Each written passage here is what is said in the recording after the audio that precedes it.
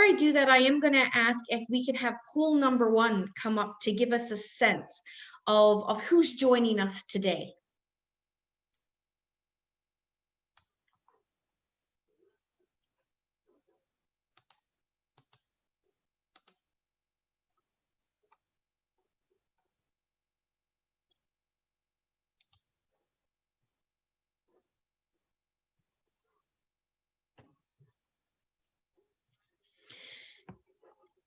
And as you're answering the poll, I would like to tell you what's going to happen in the next 80 minutes or so.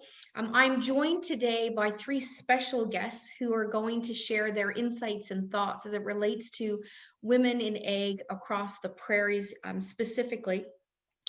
What I would ask is, as we go through the event, if you have any questions for a particular guest or just in general about the topics we're covering, I'm going to ask you if you can put it in the chat as we go through the event. So Anita is with us and she's monitoring the chat. So she's going to keep track of the questions as we go through, and that will help us at the end to be able to go through them. But it also means that you don't have to hold on to your question and then you might forget it a little later. So if you have questions or comments throughout, please write them in the chat as we go.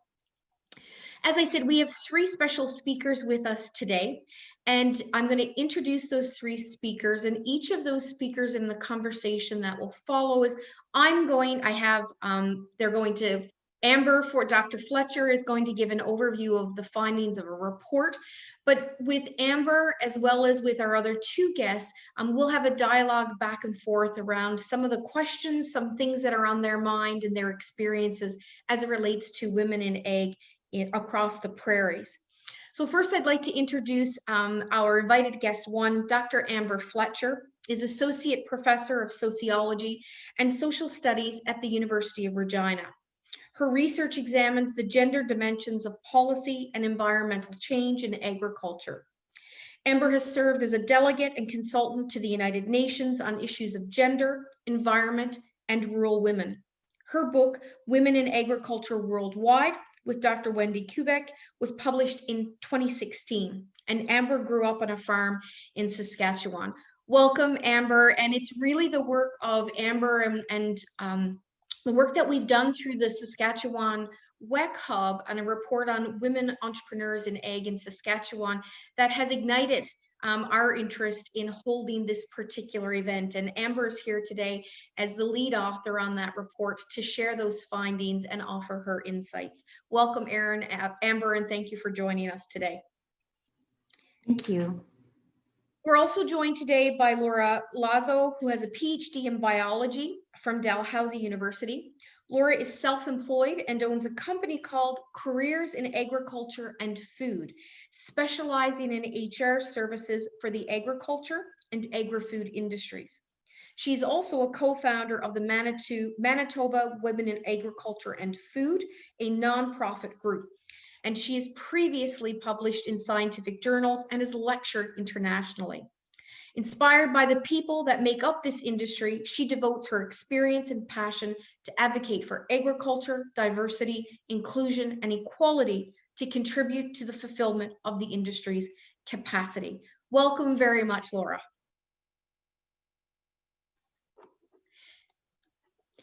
I want to draw your attention to our poll 1, and if we look to see who's joining us here today, we have about 12% representing university academics. We have a number of students, some active farming partners.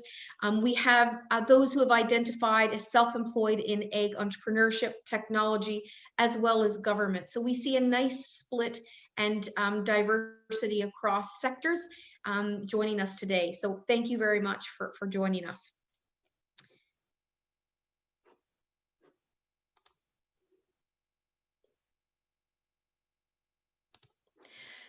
Now, last but certainly not least, I'd like to introduce our 3rd speaker with us today.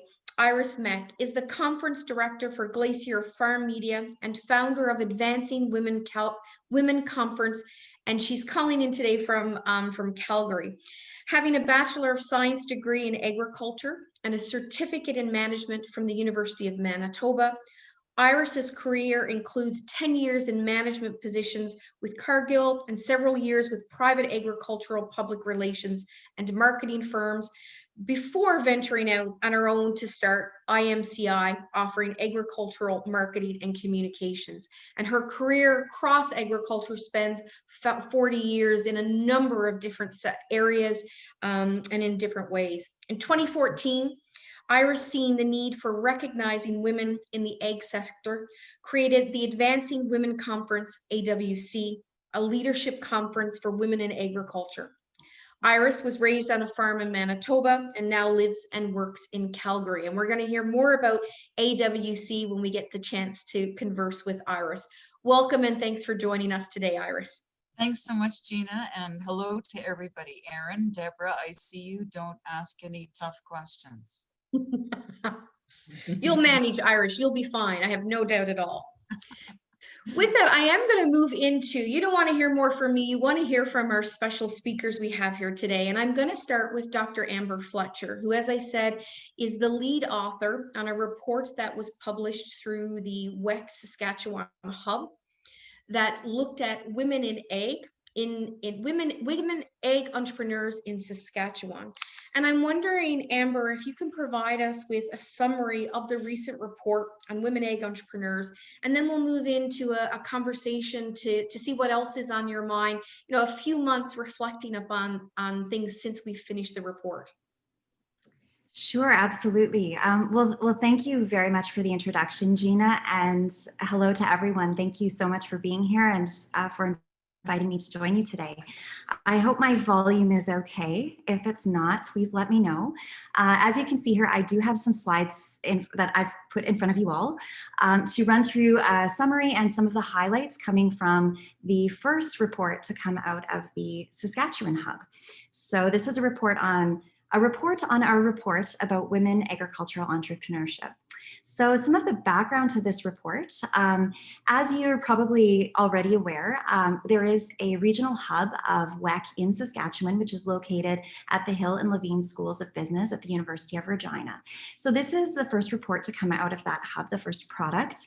And it was decided that a focus on women's agricultural entrepreneurship would be appropriate given our location in Saskatchewan. Of course, Saskatchewan being a key site of agricultural production across Canada, and unfortunately, a site where women are still underrepresented in agriculture.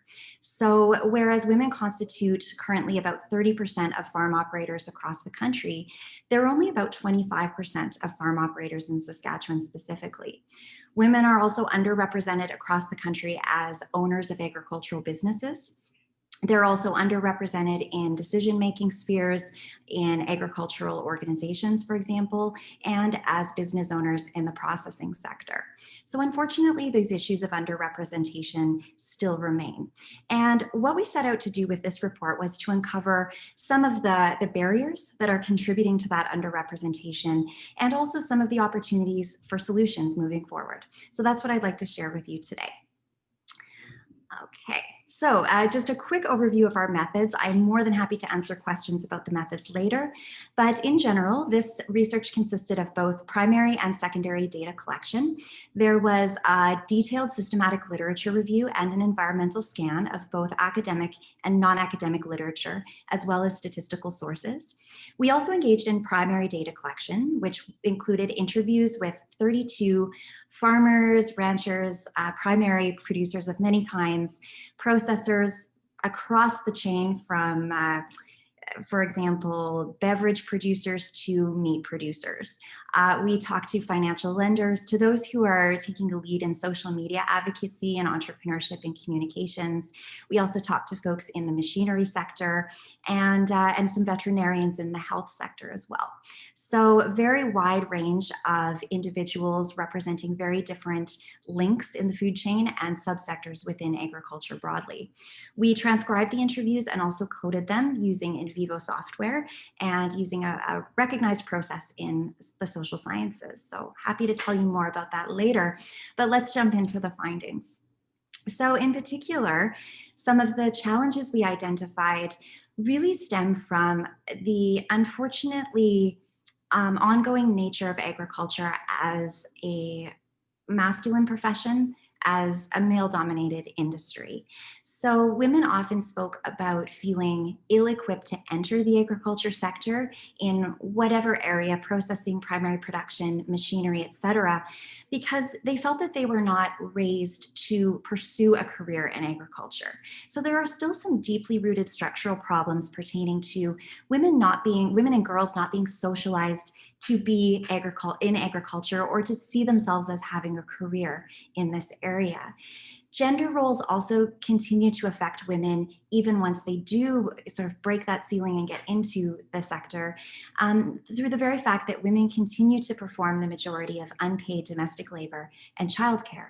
So women often spoke about not having sufficient time, challenges with work-life balance, and talked about the importance of childcare and having support for that unwaged domestic and caregiving work. They also spoke, unfortunately, about stereotypes, sexism, and discrimination that continue to hold women back. They spoke about being talked over, being disregarded, not being recognized as farmers, and in some cases, as you'll see in a moment, being the only woman in the room in decision-making spheres. All of these things contribute to problems with confidence, with having the confidence to assert one's credibility in the industry and in decision-making circles, for example. Some of the challenges are exacerbated by lack of access to networking, to mentorship, to not being able to connect with other women or with the general contacts that one needs to be successful in agriculture.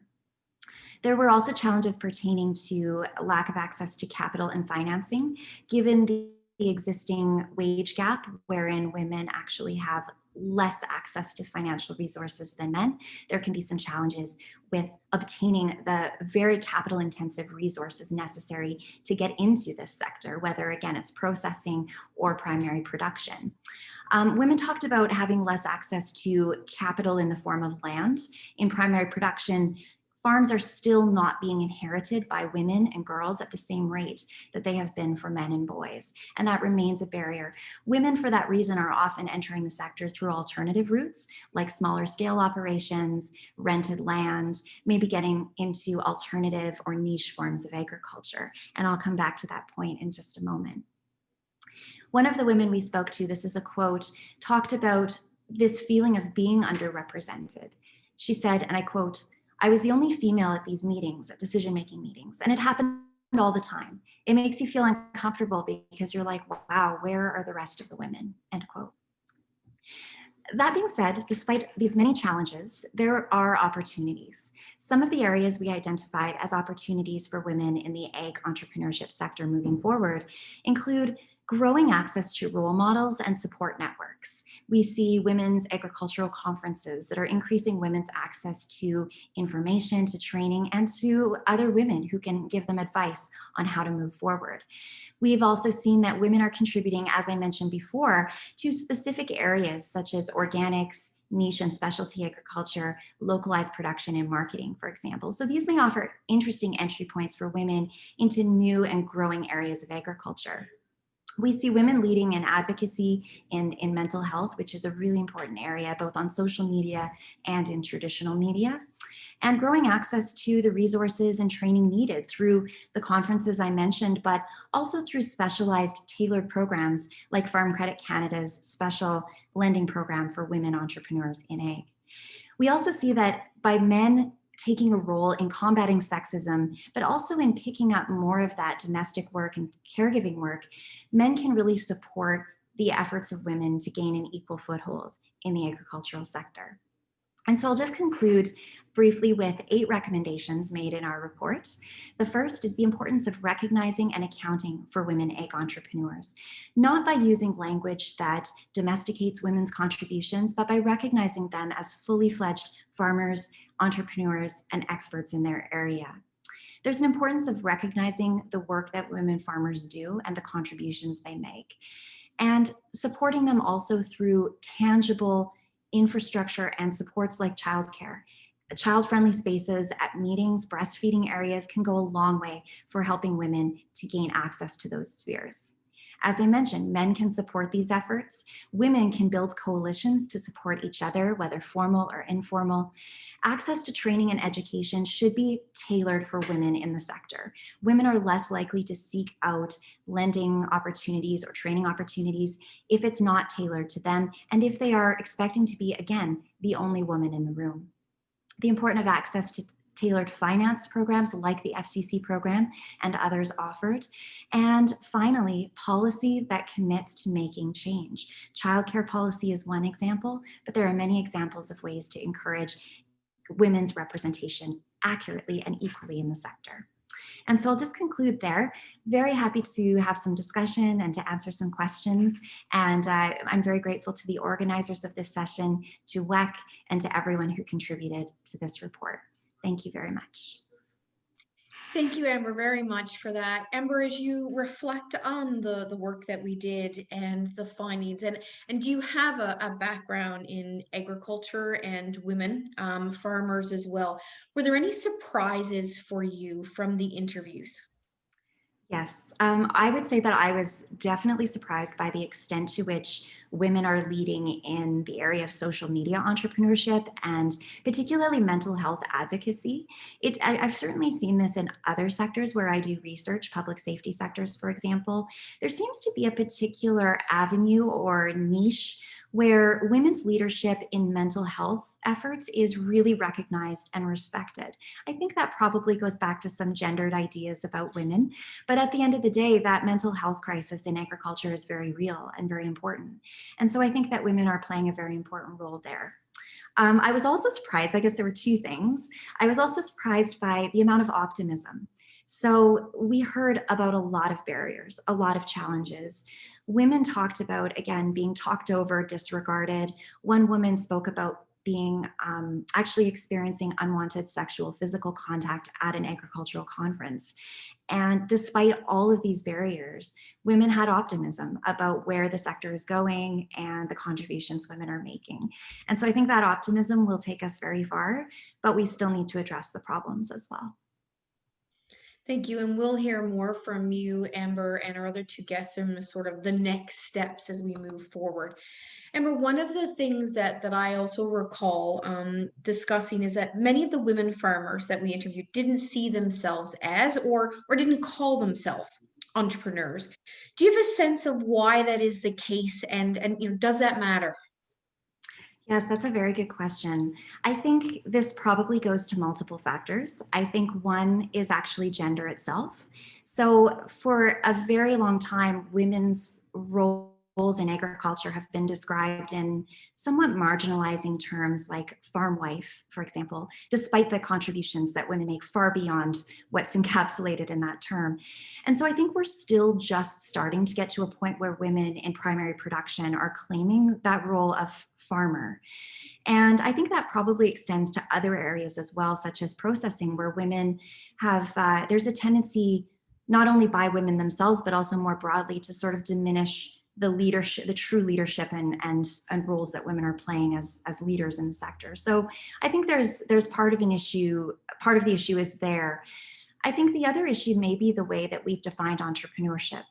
And so looking through the many definitions of entrepreneurship and trying to figure out how this fit with agriculture, there's often a tendency in those definitions to ignore primary production and to not include primary production in those definitions. We ended up coming up with our own definition that does include primary production, drawing on the literature, of course. But I do think that by acknowledging that farming is a business, although a unique business in many ways, we can get to a place where the roles of farmers and of folks in the processing sector and value add sector, et cetera, and also in the social media advocacy area are being recognized as entrepreneurs, because these aren't, I think, traditional areas that are seen as entrepreneurship historically. Thank you for that. And my next question in some ways relates to that, but it's again in the sense that it's talking about terms we use and what those terms mean and how it relates to whether it's what we see as entrepreneurship, what we see as agriculture, what we, and then I think that does how we talk about and how we frame different industries, different people does influence, I think, us moving forward or changes that we see. Often we see, references to agriculture as rural. And I'm curious about your thoughts in the sense that, do you think that women ag entrepreneurship equates to rural entrepreneurship? And I know that one of the recommendations was about recognizing, of course, the schedules that happen on farms. It's not an 8:30 till 4:30. And so there's a little hint of that in there around possibly that rural entrepreneurship. But from your perspective, Amber, in what ways is it rural entrepreneurship or not? And what does that mean for moving the dial for women ag entrepreneurs across the prairies? Yes, that's also a good question. I do think that there is significant overlap between agricultural entrepreneurship and rural entrepreneurship, given that so much of agriculture, or at least the production of what we need for other value add sectors like processing, happens in rural spaces. So I think there is an importance to acknowledging that. And in a society where, in my experience, rural spaces tend to be devalued or caricatured, I think there's a need to acknowledge the innovation that is happening there. But at the same time, there's not complete overlap. So I think again, acknowledging urban agriculture, some really innovative work that's happening in urban areas, and also that a lot of processing does tend to happen in urban or peri-urban areas. So I suppose, in terms of moving the dial and moving forward, what I would like to see is more connection between these two spheres, and more opportunities perhaps for maybe those who wish to produce, process, and market locally, to actually be able to have better access to some of that urban infrastructure that exists, which I think, by creating better connection there, and I understand geography is always a challenge, but there are opportunities for localization if we could create more connection and more value add and processing entrepreneurship in the areas that are closer to home. So I do think there's an opportunity for more interconnection. Amber, thank you very much. Do you think that's something that in the study we should have asked more about? So, as we think about what we did ask and what we did do, were there aspects now of the conversations that you wish you had explored more? Or maybe put in a different way, what else do we need to know as it relates to women ag entrepreneurs in Saskatchewan, across the prairies, and across the country? Yes, I think there's several things that I would like to see. One would be, I think, talking about the programs that do exist. So there were some very notable examples of lending programs, educational and training programs that exist for women ag entrepreneurs. But I think there's an opportunity to maybe talk to those who have participated, to identify what the strengths and weaknesses of those programs are, to make sure that we're building the very best programs that truly work for women ag entrepreneurs. So I think a bit of maybe evaluation type work of the programs that exist. And then I think, secondly, but very importantly, childcare. Childcare came up very frequently. Women often spoke about the fact that they had childcare, or that their partner was actively involved in the childcare, as being crucial to their success. Many of them said they would simply not have been able to do what they did if they didn't have that. And so I think for those for whom childcare is not readily accessible, there is a need to investigate what the ideal approach would look like, some policy and program research. For example, agricultural schedules, as you point out, they're not 9 to 5. So there's a need for childcare that somehow works with the seasonality and the timing of agriculture and the schedules that people have. I think there's a lot of work that needs to be done in developing that. And it's certainly something that could be done, I think, through a qualitative approach like the one we took here, by talking to women who have experienced these barriers themselves. So those are two areas that I see for the future. Thank you very much, Amber, for this. And I'm going to encourage everyone that in the chat, if you want to raise questions that, things that, you think we could have asked or didn't ask, or maybe was in the report, I encourage you to raise those in the chat so that Anita can keep track of them and we can pull them back when we come again. You should see now on your screen as well, poll number 2, which is which 2 choices below do you believe are the biggest challenges that women in agriculture face? And while you are responding there, again, I want to thank Dr. Fletcher for joining us today. And I will be back to you, Amber, very shortly, asking you a little more about your thoughts on the next steps. Sure. Thank you very much, everybody. Thank you, Gina.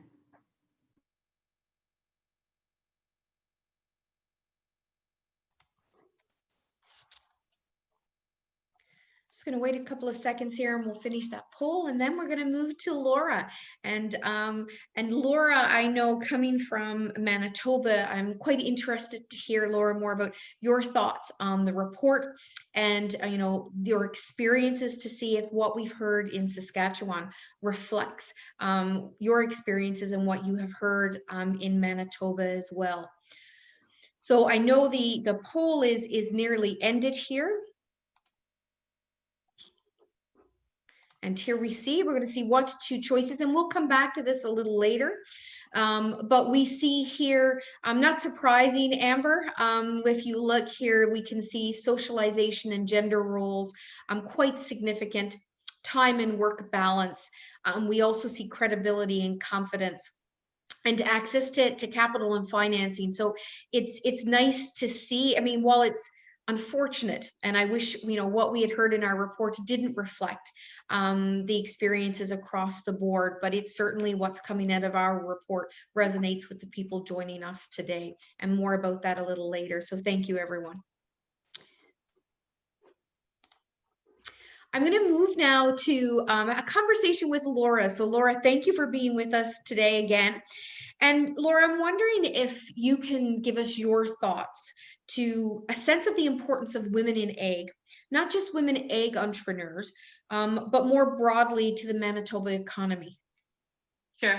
I'm going to share my screen. I think the work that women in agriculture are doing is really critical because it's transforming the industry. So we have a gender gap that Amber referred to, and that gender gap is affecting people's lives. But we women don't really have in Canada a body or an association to represent us, to voice our concerns. So what happened is that women in Canada have gotten together in various provinces and form their own groups. And those groups are to empower ourselves as concerns. As a result, we are making progress. However, the gender gap is very important, and to illustrate the significance of what we are doing, I would like to talk about the gender gap to put things into context. So the gender gap affects our opportunities. So when you look at the statistics about men and women in the various positions, you can clearly see that when it comes to managers, 75% are men, whereas only 25% are women. Business owners, 71% men, 29% females. Association chairs and presidents, again, 88 versus 12. We are seeing more and more women accessing these positions, but the gap is still there. When it comes to income, overall, women earn 87 cents for every dollar that men earn. And when you break down income by various categories, by various levels, you can see the gap starting at the very basic level. So for an income of 20 to 29,000, there are 42% men and 58% women. So right at the beginning, you see that gap, and that gap gets bigger as the salary increases. 100,000 plus, 71% men, 29% women. Higher up, 150 plus, 75% are males, and only 25% are women. When you look at the median income that people make when they work in natural resources, agriculture, and related production occupations, again, you see men make more, $40,000 men, 29,000 women. That is a difference of 36%. That's huge, especially considering that we are in Canada. And the gender gap has been estimated that it will take 30 to 180 years to close it. That is in Canada. So that, to me, that's staggering. When you look at employment in Manitoba in the STEM field, again, women represent only 21% of the professional occupations. But when you break that down into racialized and non-racialized women, that is really staggering. Racialized, we don't even collect data for women that are Indigenous, newcomer, or visible minority. So that in itself speaks a volume. Now that gap in opportunities and income has a very deep and far-reaching consequences. So at the personal and family consequences of earning less, the impact is that it impacts family decisions. So typically the one that makes less stays at home if there are children, which in turn impacts her financial independence, her career and business prospects, and of course it lowers her financial security. That also impacts the industry. And equal access to opportunities in the industry reduces the availability of the staff that farms and companies need to reach their potential. And it also translates into a reduction of the industry's capacity for innovation, growth, and competitiveness. So this is very far-reaching. Now, going back to what the importance of women in ag, we all work to empower ourselves and work towards gender parity. If we were able to reach parity, and we will one day, the consequences are enormous. So parity could increase the GDP in Manitoba by 4.7 billion in only the next 6 years. So that is huge. But the other thing that is, to me, very significant is that gender parity is right for the 21st century in Canada. So what we are doing is really very far-reaching. So I'm done with the answer. Okay, great. Thank you, Laura. Laura, when we take, when we're talking about the impact of addressing that gender gap in Manitoba, but across the country as well. And if we take that then and reflect on, the women in ag that we talked about in the report and interviewed, many of the women represented in the report were women farmers. Can you provide us with a picture of the status of women farmers in Manitoba and if that has changed over time? Yeah, it's quite similar to what Amber said. So just to put things in perspective again, the Manitoba food and beverage manufacturing contributed 2.1% of the Manitoba GDP in 2016. This may look small, this percentage, but it is not, because that arises from just over 20,000 farms in Manitoba. Yet those farms produce $6 billion worth of farm cash receipts. That is enormous. They also represented 22% of the Manitoba agriculture and agri-food exports. Now, typically the female farmer operators represent only 24% of all the farm operations in Manitoba, similar to what Amber said.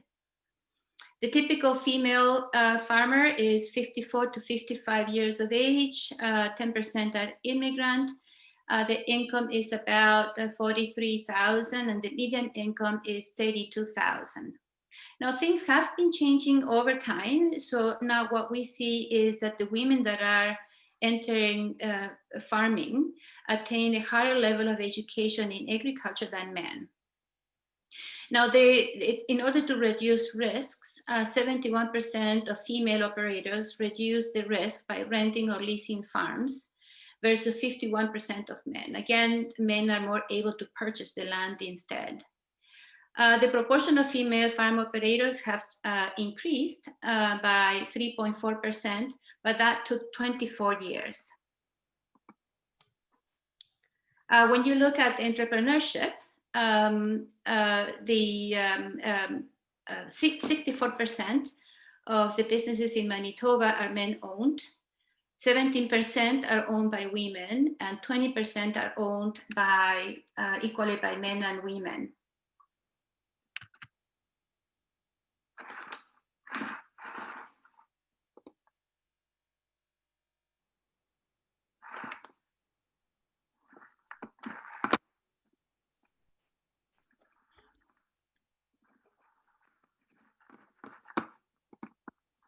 Laura, would you like me to or I don't want.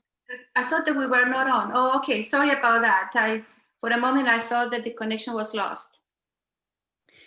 Laura, thank you for that. Laura, what's happening with women in agriculture groups in Manitoba and across Canada? And what are these groups doing to create opportunities and reduce barriers for women in ag? And you know, you can speak to the organization that you are a part of, but perhaps also others as well. Right, it's really interesting. Again, I'm going to share the screen. Women have formed groups in all provinces, so there is at least one group in each one. Sometimes there has been two, but not all of them are active. However, the original groups are all active. That has been going on for a good 6-7 years, right after Iris started her conference. The work that they do reflect the local communities, and they have a strong focus on farming. They are all volunteer-based and offer many services, and they have achieved a lot. They have offered annual conferences, mentorship program, as well as strong advocacy role in the media and government. And our group is different in that we focus more on the agribusiness side of things. Specifically on supporting women's careers and businesses, connecting people and industry and learning. To support careers and businesses, we offer an agribusiness program for women entrepreneurs, as well as networking events to connect among ourselves in person and online, and farm tours. In terms of what we do, our services fall in 3 broad areas. In terms of knowledge, we offer a series of webinars for professional development. Our webpage has a portal to women's resources and a careers page, as well as we publish statistics about women in ag. In terms of recognition, we have a Champions of Diversity Award to recognize the contributions that women make as role models and influencers. I don't think there is enough of that recognition going. And we also have a webpage for women in business to recognize what they do. And then we get involved and generate activities in terms of community and advocacy. For instance, we were part of the Winnipeg Harvest Challenge. We collaborate with other women's groups such as WEKH. We participate in speaking events. For instance, we were invited to speak at the Manitoba Farm Women's Conference, as well as by the Manitoba Status of Women. And we have a job posting service. Thank you, Laura. Laura, you talked about most of the organizations are run by volunteers. And based on your experience, I mean, this may be a bit of an unfair question, but do you think that's something that is unique to ag associations, or ag associations that are for women, or is it just more generally across agriculture that these organizations would be supported by volunteers primarily? Well, when I say volunteers, I meant the women in ag groups. They're all volunteer based. Then there are the professional associations, but none of them, none of their mandate is about advancing women. So that to me is a big gap in Canada, and that is the reason why the women groups emerged, and Iris conference came up, and she was the one that really got the ball rolling in Canada. And so what I find with our groups is I'm full of admiration for what the other groups have done so far, because sustainability is an issue. Everything that we do is done after work and considering the families and all that. And still, we do things that are very impressive. Organizing a conference is not a small thing. Offering a mentorship program is not a small thing. And sustaining all that work over the years, and how much those women connect. The women in Saskatchewan, for instance, are extremely connected with each other. The group of Ontario is a very well-established group. And I'm talking about many thousands of women involved. These are virtual communities. So that's why I feel that I feel a lot of admiration for what women in that groups do, but also when I take up another look at what we are doing, I do think that what we do is very, very significant.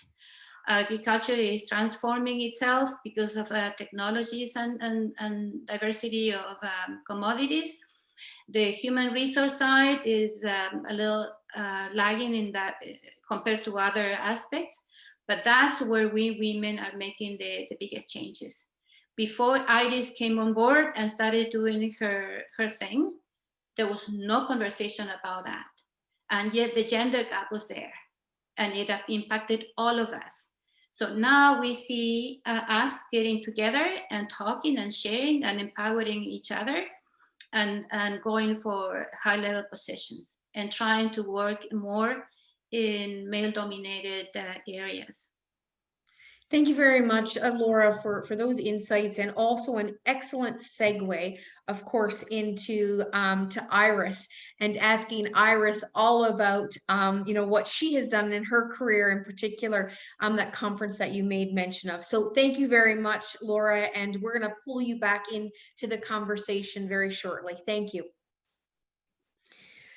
Iris, Laura should be asking you the questions, I think, based on the lovely way that she set you up as our next speaker. Iris, as a woman who started her career in agriculture in industry, did you face any of the barriers mentioned in the report, or was your experience in industry different than those described in the report by the women entrepreneurs? Well, good afternoon, everybody. And Laura, thanks so much. I remember our long dinners discussing how you were going to blast off, and you sure have made a total impact in Manitoba. Thanks, Gina, for the question. I've been in this industry far too long, I think, because when I started in the industry, right out of university into a management position with a multinational company, I was one of 3 women out of and 27 men that were in the general orientation program. That means you come right out of university and into management. And in those days, corporate dress was a black navy or gray suit with a white or blue blouse with pantyhose and closed-toe shoes.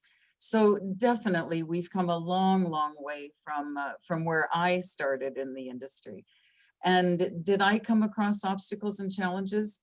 You bet. I had men that would say things to me that today they would probably be up for harassment charges, or because things have just changed.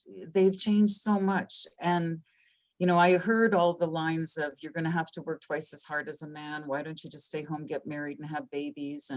But through all of that, I built strength and I built confidence. And even when one of my bosses told me, if you eat at the trough with the pigs, you'll be perceived as one.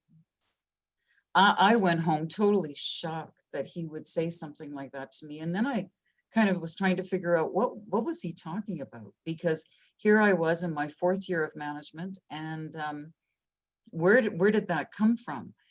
And it was really a lesson to me that I still remember it word verbatim, because it was a lesson to me to say, you've got to build a network, and you've got to choose who you're going to associate with and how you're going to be perceived by people.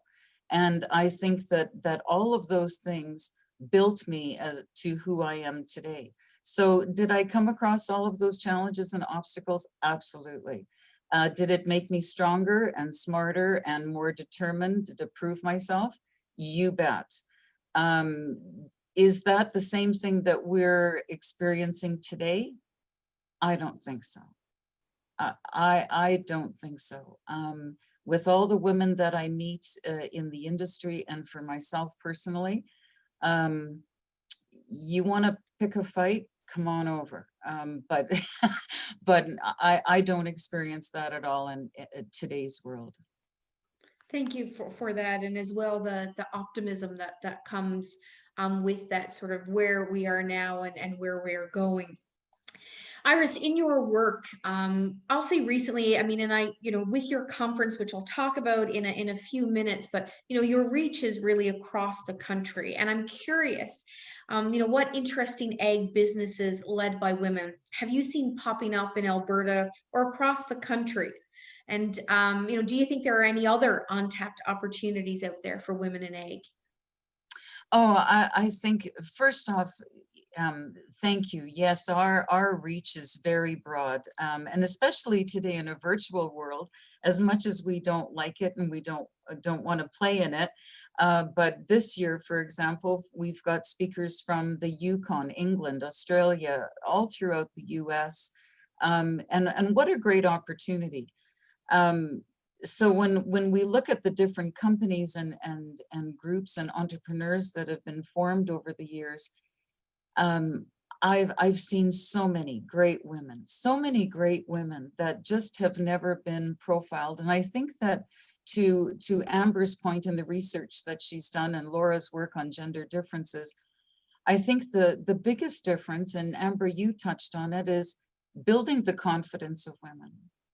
And that's what Advancing Women does, is it builds those soft skills. So if you've got the confidence to go out, take a risk, take an opportunity, Erin Armstrong is going to be speaking at the upcoming conference, and her presentation is all about opportunities. And I think women themselves have to be more confident to take the risks, to take the opportunities, and that gender gap just might close up. So have I seen some great businesses pop up? You bet, from distilleries and breweries to duck producers, a family of women in Ontario that breed, grow, produce, process, and cook the duck, export it all over the world. And it's a family of 3 sisters and a mom. I mean, there's a lot in food processing, as previously mentioned, a lot in mental health and stress and self-care. But I think technology is moving up as well. I think there's a lot more women that are taking the STEM approach and becoming more involved in that, for sure. And I've seen so many women, 1,000 women a year, that have come up to me and told me their great story. Thank you, Iris.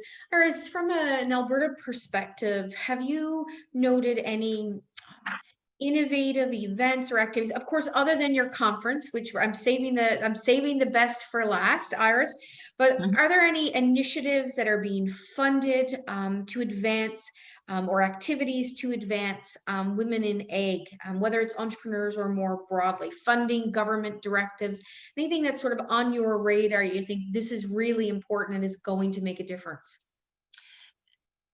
You know what, there are some. I've never worked with them, but I would recommend everybody to touch base with Farm Credit Canada, FCC, to make sure they stay really close with their financial institution. Sit down, have a discussion with the financial institution, ask them questions. And you don't know how many layers of government I've gone through to talk about funding for women, funding for women's programs, funding for entrepreneurs. And I think that that's important, that we keep those questions going right to the source. But there are some great programs out there.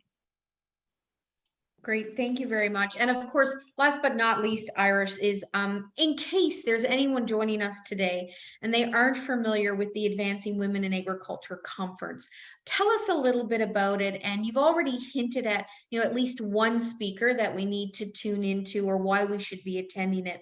But tell us about the conference and if there are any particular speakers that you think would be of interest to the women ag entrepreneurs joining us here today, or those where they want to make sure they go back and tell some women ag entrepreneurs that they need to tune in to be a part of the event.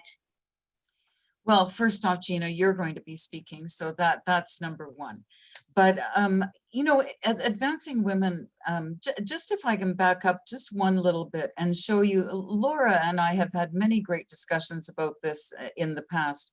And, it's all how we present ourselves. It's how much we push ourselves out into the public. 6 years ago, as Laura said, there were no conferences for women. There were no women networks. We helped these women get on board and supported them as much as we can. But just take a look at any agricultural publication. When we started Advancing Women, there was no publications that showed advertisements from different suppliers, vendors, producers, and manufacturers of crop protection products or grain products that featured women. Now you open up any agricultural publication and you are sure going to find half of the publication print ads to have women represented. So I think we've come along in a far way. But I think that it's the Advancing Women program is really about building women's confidence. And it was surprising to see on the poll that networking came very low on the scale. And in my opinion, I think networking is number one. And maybe it's because a lot of people don't understand what networking really is. And we had a speaker at Advancing Women once who said, networking isn't just exchanging your call card. Networking is figuring out how you're going to use that person to reach the next person. And quite often we don't take that advantage. So, networking to me is number one, building a network of strong people that can be your coaches, mentors, supporters. All of those things are really important. And that's what we provide at Advancing Women, the speakers that can tell their story, talk about their challenges and obstacles in their career, the risks they took, the successes they had. And that's another thing that a lot of women don't want to talk about, is their success. And when we say, why aren't people recognizing women? Well, women don't want to talk about ourselves. That we're the worst at that. And the second thing to networking for me is communicate, communicate, communicate, communicate. And if you think you've done enough communication, communicate, communicate, communicate again. So that's what we try to present at Advancing Women. Thank you. Thank you very much, Iris. And just remind us, I will say in the chat, you can see the link to the conference, but Iris, remind us of the dates of the conference. It is on November, I have to look at my calendar, November 24th and 25th. Thank you so much. It's 2 full days. And if you register for that, you can watch the presentations right up until December 31st. So it's a great opportunity to get registered and then have a whole month to watch the videos. Thank you, Iris. Before we get ready to open the floor to questions from everyone joining us, I have one last question for each of our 3 guests. It's the same question, but I'm wondering if you had to sum up in 1 or 2, so just 2, key next steps to advance women ag entrepreneurs, women in ag in the prairies. What would be those 1 or 2 key next steps? And so Amber, if you're okay, I'm going to start with you. And so what are your 1 or 2? And I know there probably can be 10 you'd all like to list, but what are those 1 and 2? 1 or 2 next steps. I would say policies and supports. So I think ranging from the kinds of conferences that Iris is leading and talking about, to again, education, training, lending programs, childcare programs, all of these things are crucial. And I think they fall into those 2 categories. Thank you very much, Amber. Laura, how about you? What would be your 1 or 2 key next steps to advance us?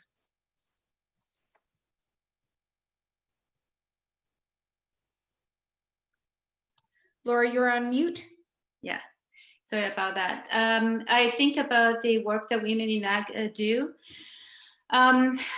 However wonderful the work is, I do think that it is strength in numbers. So I do think that we would, if we came together, at least on project basis or something, we can pool resources and achieve more. Don't forget that we are all volunteers and the funding is very limited. It's mostly a sponsorship from companies. It comes and goes, and then you are again needing funding to support just the operation alone.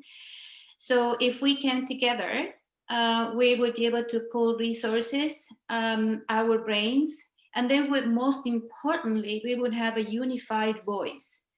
And with a unified voice, we can express, we can voice our concerns to the governments, provincial and Canada, as well as to professional associations. So for what we're doing at the moment is working. As Iris mentioned, we have made the progress, but I think the next step is coming together and expressing things as a unified voice. The other thing that I notice is that just about everyone that is doing something to empower women, the focus is on empowering women, but not on working on the companies to start developing HR policies.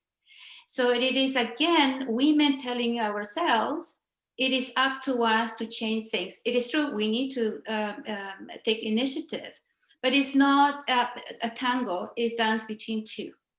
So we can be very confident, but if we apply for a job and we don't get it, or we apply for funding from a bank and we don't get it because of that gender gap, we need something else. And we need those institutions and companies to recognize the importance for them to develop and implement true diversity and inclusion programs. So we have done a lot, but we can do more yet, and we will do more yet. Thank you very much, Laura. And Iris, your thoughts on those 1 or 2 key steps? I think the first one is going to get you through a lot of doors, and that's build your confidence and help another woman build her confidence. You know, unified voice is great, and we all have to work together and support each other. And I think that so long as you can build your confidence through your network, through a mentor, a coach, a role model, build your confidence up to know that you can be the best you can be. The other thing that I would recommend women to do is take the bull by the horns, take an opportunity, take a risk, and be involved in building the life you want to live and the dream that you want to fulfill. I think far too often we step back and we say, oh, we can't do that, or we can't do that, or we couldn't ever think of doing this. I think that if you want it bad enough, you've got to get up and get it, because no one's going to hand it to you on a silver platter. Thank you very much, Iris, and to all 3 of our speakers for taking time, but also sharing your insights. I know we're going to have another poll that's going to come up in just a minute, but we want to open it up now to everyone joining us to hear what's on your mind. And it could be a comment, it could be a question. And I'm also going to encourage you, if you feel so inclined, to certainly turn on your videos if you want at this point in time, so that we can see you all. Don't feel you have to, but by all means, please do so if you're so inclined. But I am wondering what is on your mind right now, and if you have questions or comments, you know, perhaps it's a function of what has been said isn't your experience, and we want to hear that. So think of those questions, and in the meantime, you're going to see one poll come up on the screen. Which of the Saskatchewan Ag report that Amber talked about, the recommendations, require immediate action from your perspective? So ensuring women farmers are counted and viewed as ag entrepreneurs, more news and profile and ag media of women ag entrepreneurs, increased childcare support and child-friendly spaces, building coalitions through ag organizations and networks, access to training and education, or access to finance with banks and support organizations. What are your thoughts?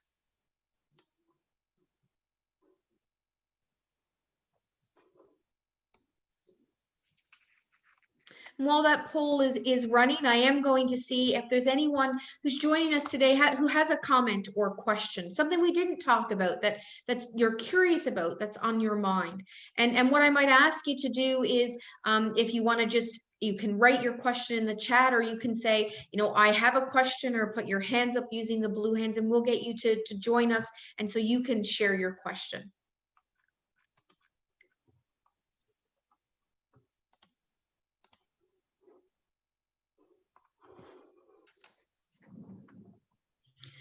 I'm gonna get us started. I think I've asked enough questions today, but I am going to get us started. I am curious, we've talked about, it appears that the trends across the, Alberta, Manitoba, and Saskatchewan are similar. But I am wondering, Laura, Iris, and or Amber, if you think there are differences. So based on your experiences, have you seen some unique aspects across, whether it's specific to Manitoba or Saskatchewan, where you think, yeah, this is probably something unique to women in ag in Saskatchewan, or, do we see those common issues? Any thoughts on that?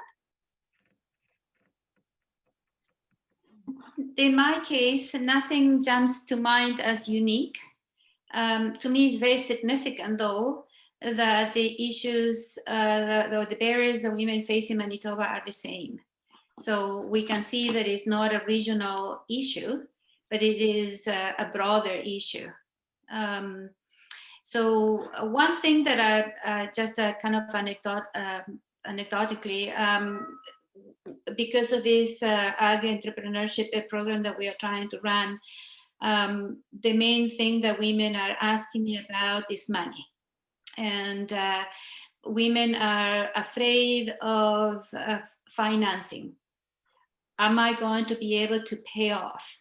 Will I go bankrupt? What will happen? So they tend to look for grants or some kind of low risk financial support for their operations. And sometimes that can be a mistake. When you go very low, you are also potentially undermining your chances of success. So yeah, that's, what Iris was talking about, building confidence, I think she is totally right. Because when women are saying that, and I completely understand why they say that, because I was in the same situation too when I started my own practice. You are afraid of the financing, and you are debt free, and you don't want to be in a situation where you have a debt. So I completely understand it. But the men, we were talking, Iris was talking about being confident. And I was thinking that's one thing that men tend to have, right? That innate confidence. I'm going to borrow because I know that I'm going to do well somehow. So that is something that strikes me when I talk with women in ag. Thank you, Laura. Iris or Amber, anything you'd like to add? I know we do have a question there, so but I just, before I move on, anything that you think is unique across the three provinces? I can't think of anything, Gina. Great, okay. Suzanne Gagnon, I know that you have a question. I'm going to let you share your question with us, please. Oh, thank you so much, Gina. Thank you, everybody. I learned so much from listening to all three of you. It was fantastic. I wondered if anyone, Gina, this might be you, but it clearly could be the panel, is aware of any research that looks at the funders themselves. So Iris talked about Farm Credit Canada. Of course, that's really important, and knowing your funder, knowing your financial institution, building that relationship. But I just wondered if there's any data, or whether it's something maybe we should collect data on, in terms of women's success in actually, getting the loans that they ask for on the same terms, how that differs from men. I'm thinking that as a key aspect that came out of Amber and Gina's research in terms of access to finance. You know, what are women facing when they go into the financial institutions? And you know, and I'm sure that varies, right? But what do we know about that question? Thank you very much, Suzanne, for that question. I don't know if Amber, if you have any thoughts on that. I do know that, of course, from some of the research that we did, the secondary research around, you know, access to land and some innovative ways that women were getting around some of those capital challenges. I don't know if there's anything else you might want to add, Amber. Yes, I guess I would just add that I think there's definitely a need for more research. We did find a few sources on this from other contexts primarily, and there have been some good studies done. For example, I believe I cited in my report, the Canadian Agricultural Human Resources Council has done some great research on barriers. But other than that, I think there's definitely more that does need to be done on this for sure. If I may say, add a little bit about that. Banks, charter banks have also done their own research, and some of them, and they found that they were not funding the women as much. They found a gap. And so some of those banks have created women's programs. I was once at, I attend sometimes the meetings of a group of women in business in Manitoba. And at an event, the topic was exactly that. And what they were saying is when we go to a bank to ask for financing, they look as, you know, like we are really not much. And when we bring a man with us, we get the attention, or better said, he gets the attention, and then the chances of getting the man is better. Thank you, Laura. Thank you, Amber. Iris, did you want to, sorry, go ahead, Suzanne? No, I'm just saying it's a question we could look at further, right? And also, you know, who is working in the banks in terms of loan, you know, dealing with the agricultural industry, or some of, you know, are there a variety of women there as well as men working with partners in this industry? But sorry, and I'll go back to you, Gina, but thank you very much, everyone. Great question, Suzanne. Thank you. Valerie, our RBC Woman Executive in Residence. I know, Val, you have your hand up, so please share your question with us, Val, or comment. Sure. Yeah, I don't know if it's a question. I'm just going to share my thought, and then I'd like the perspective of the speakers on this. But, you know, sometimes a problem is so big that we almost have to leapfrog it to get to a new sort of solution, rather than step by step trying to get parity. And this to me might be one of those. And I'm struggling a little bit with, when we think about business and agriculture itself is changing so much. And the traditional entrepreneur in agriculture is, I think, you know, there's so much more opportunity, particularly in value add processing, and people who may not have any kind of agricultural background might have tech background and or food processing background, and may be able to sort of just leapfrog all of those traditional ways of doing business in agriculture and do something completely different. And I do think that needs to be part of the strategy going forward. I guess my interest is, am I off base? And do you have any thoughts on that? And maybe some ideas as to how to leapfrog all of this? Thanks, Val. Great question. Iris, Laura, Amber, any one of you'd like to share your thoughts on that? Well, I would like to comment on that, and I am a faithful RBC client, and they've been very good to me, and I have a great working relationship with my bank. But I think that sometimes we have to look at ourselves and say, why are we approaching things differently than men are? Number one, when you raise the point, Laura, that if a woman goes to a bank with her husband and the banker talks to the man, there should be a finger out right away saying, just a minute, you're talking to me. That's why, I mean, women have to get a little bit more confidence and take the bull by the horns if they want to have that kind of dealing with a financial institution or anyone. The other thing is that it would be great if there was a listing or a directory or somewhere where entrepreneurs can go, myself included in the day, when there's all of these great companies. Bio Enterprise Canada had a tremendous program for women entrepreneurs. Some people didn't even know who Bio Enterprise Canada was. Ag West Bio has got a program for women entrepreneurs out of Saskatchewan. So all of these organizations now that used to be heavily involved in research and production research and industry research have now stumbled across that need that's out there, and that is to gain women entrepreneurship and help them out. And I think there's a lot more organizations out there than we know of, if only we could find out who they are. Iris, and I can say, of course, that is part of what WEKH is doing across our country to create those connections. And so, Iris, if I infer from what you're saying then, and back to sort of, Val asking about, can we, these weren't Val's words, but if I interpret it correctly, the notion of almost leapfrogging from different industries to go into ag and creating opportunities. Do you think that by, you talk about bringing entrepreneurs more broadly together, that might result in some of those opportunities and seeing things differently than we have in the past? So rather than trying to dismantle perhaps some of those barriers that might be in place in agriculture historically, that possibly creating opportunities for entrepreneurs or beyond entrepreneurs in other industries to say, oh, actually, here's something that I can transfer to ag and see it differently.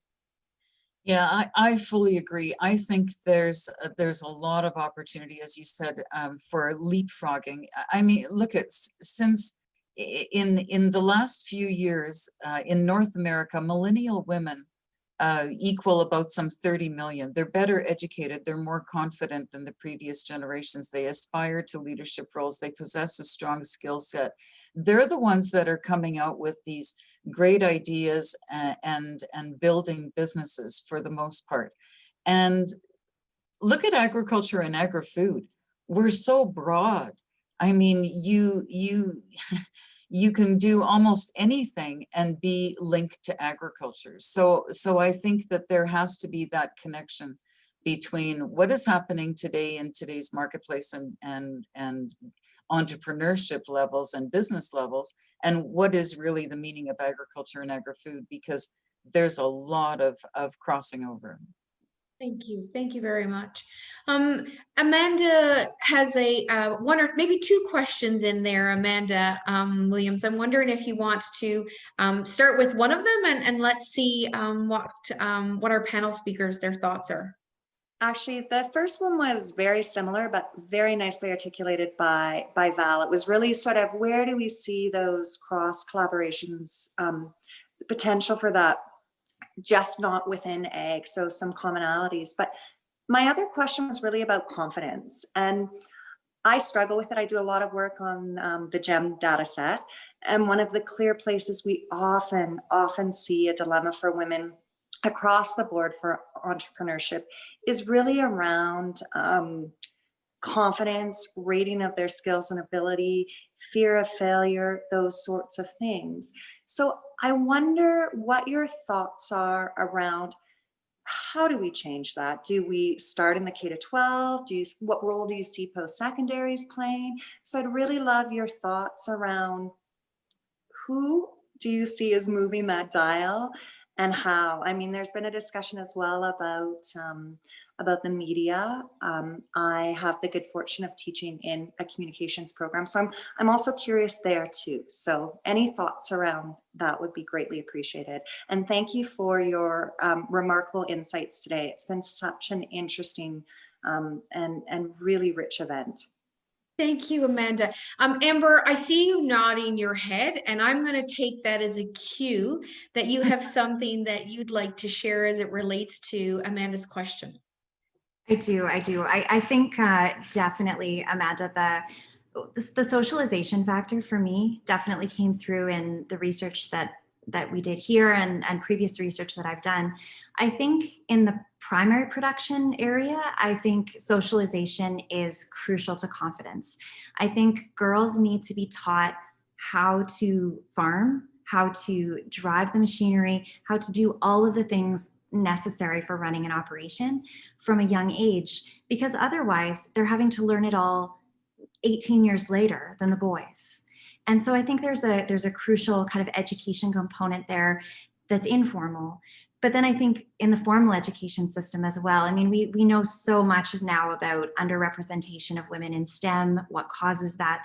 And I think those same kinds of stereotypes and issues in formal education affect women in agriculture and in business. The same kind of underrepresentation that we see in agriculture persists in a lot of business sectors as well. So I think both the formal and the informal, certainly. And absolutely, I fully agree with you on the representation front as well. I've done some research on the extent to which women are, for example, quoted as experts in the media. It's not proportionate to the extent to which women fill expert roles or professional roles. And that underrepresentation happens in agricultural media as well. So women need to be consulted as experts. They need to speak as experts.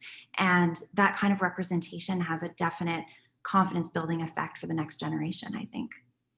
Amber, thank you for that. And I think you also raise a really important point around the framing as well. So yes, this is a question of confidence, but it's also when you talk about people, women need to be asked to speak on as experts around these topics. And there's an aspect of that also shifts responsibility from the women ag entrepreneurs or women in ag to all of us, to men, to the industry associations, to government.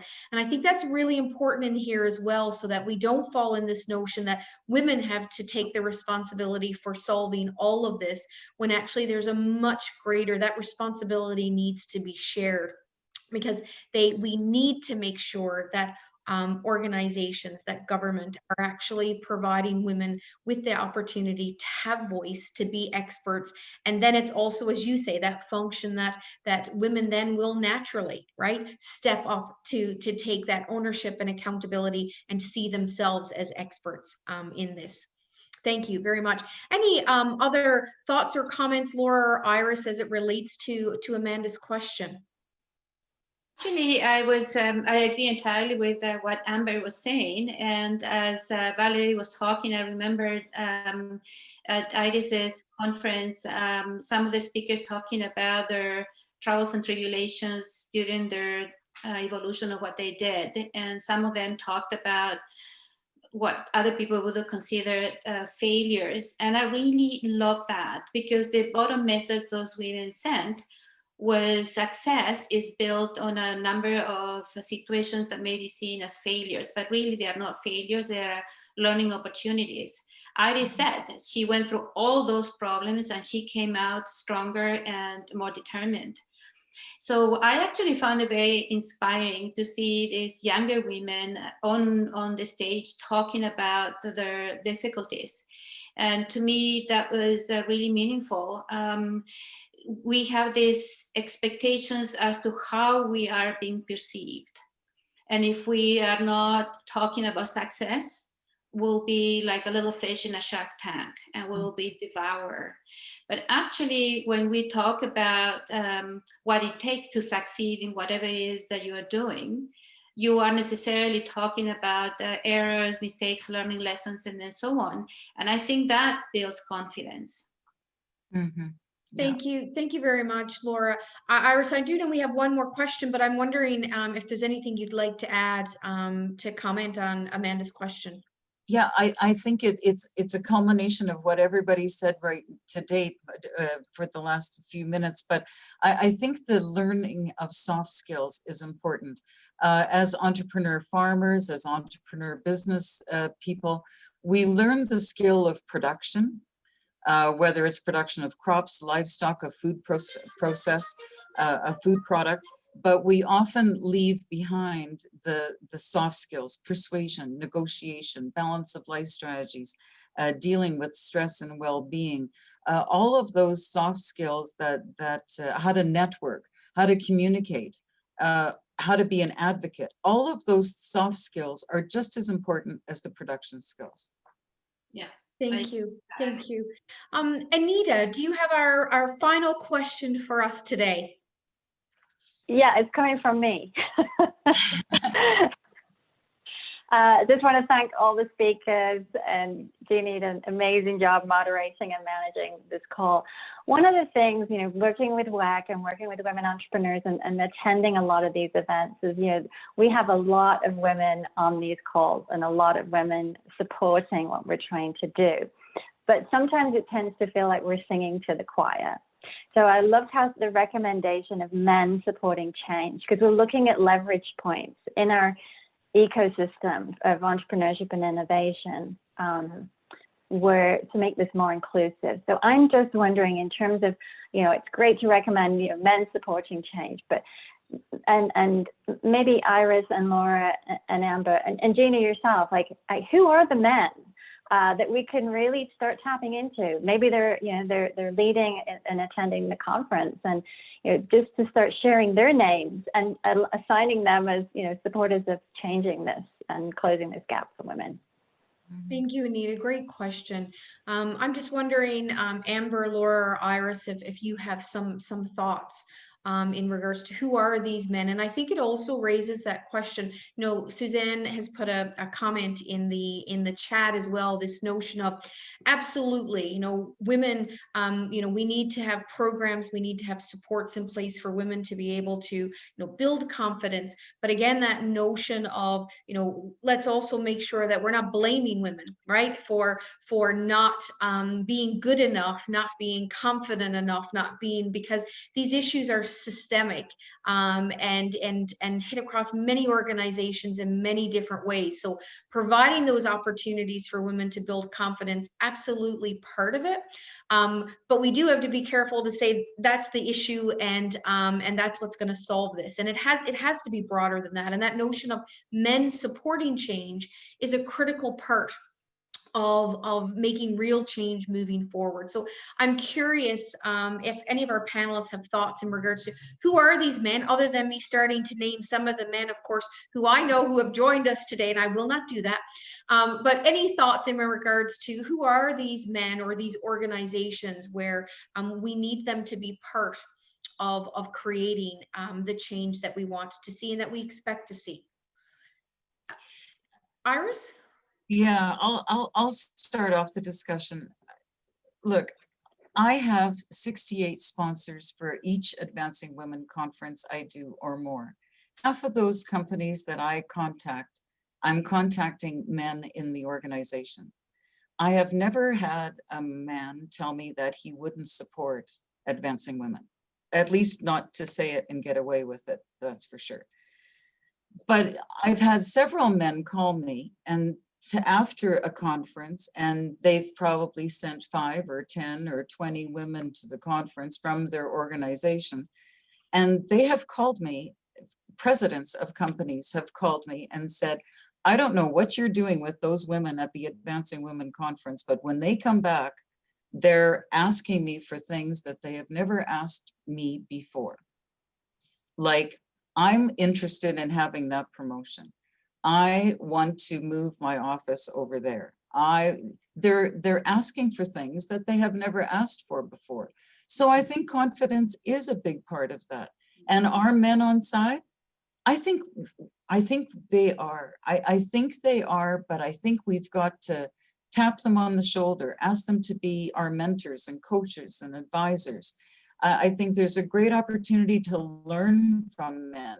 My whole career has been spent working with men, and I've learned so much. And I think men aren't going to be competitive with us. So I say, take the opportunity to get to know a man that could be your advisor and mentor. And I think you'll learn a lot. Thank you, Iris. That's a great point, and I know we're right on time, and I think it's actually a super way to clue up the discussion and that notion of talking about men as mentors. So Anita, not only who are the men, but actually in what ways can we leverage the support of men in making change? And Iris, that notion of men stepping up to be mentors, but also women reaching out to be mentors. And someone's raised a great point in the chat about also not just mentorship, but sponsorship, to make sure that if we want to talk about, so these men, that these men and women, right, but are also not just I'm available for advice, but that notion of when we're saying, well, who do you think of for this opportunity? Who's being invited? That actually those women's names are being mentioned. So it's more than just giving your time to give advice, but also, and I think you're right, Iris, when you talk about the support for the conference. So it is important for us to make sure we're tapping their shoulders, leveraging those men, and creating change for the future. I want to thank Laura, Iris, and Amber for your insightful and interesting conversation, a very important conversation, and in many ways just the start of the conversation. And we're quite curious to hear from all of you in regards to what you'd like to hear more of moving forward, whether that's something on skills-based, whether it's actually key information that you need, and how is it that we can move forward to better support all of you. I also want to give a special thank you to Amy Pilon, Anita Kemp, and Dulcie Price for organizing this event. And really, they have taken the responsibility of managing all of this. So thank you for the wonderful job that you've done leading up to the event and today as well. And especially a thank you to all of you for joining us today. And I would say over the next month, look for announcements on the next steps in advancing our conversations and actions to advance women in ag across Alberta, Manitoba, and Saskatchewan. Thank you all for joining us today, and we will follow up and have the link available as well. Have a great rest of your day, and thanks, and see you all soon at the next event. Thanks, Gina. Thank you. Thank you. Thank you. Bye, everyone. Thank you so much.